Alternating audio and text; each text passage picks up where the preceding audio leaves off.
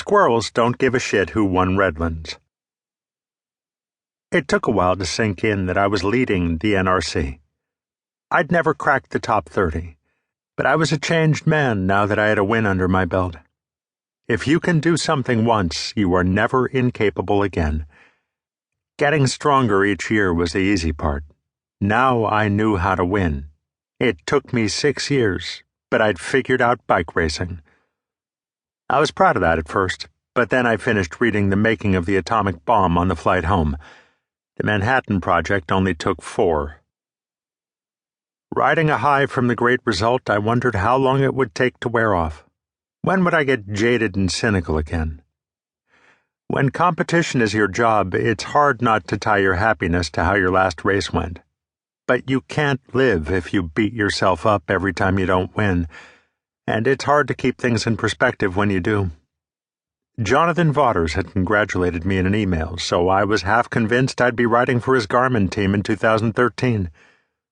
The win was getting to my head, but I didn't fight it, because being a champion means going into every race feeling like a winner, not wondering whether you can do it. When I got home, I even noticed a change in Pat and Luca. Our friendships were the same as ever, but they looked at me differently.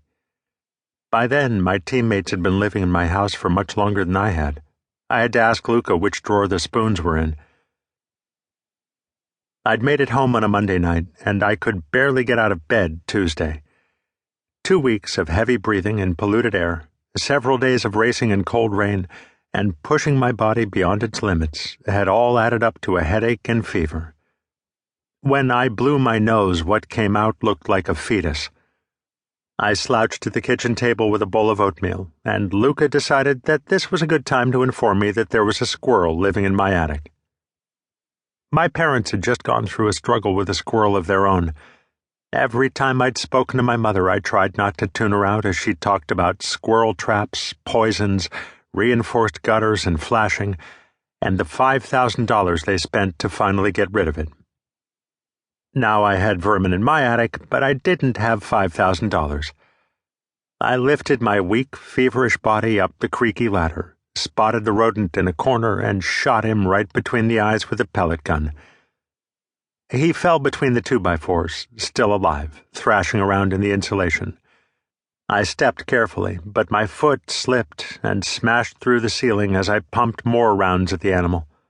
I grabbed a rafter to keep my whole body from bursting through and heard Pat and Luca laughing through the hole. "Please tell me that's a closet I just kicked my way into," I begged. "No," yelled an Italian accent. "It's right over my bed. It's a mess here now." The squirrel was dead, but my exhaustion was now compounded by insulation in my lungs, 20 minutes of crouching and sweating in a hot attic, and the knowledge that I had a ceiling to patch. I carried a warm, deceased mammal out to the yard and went back inside for a nap.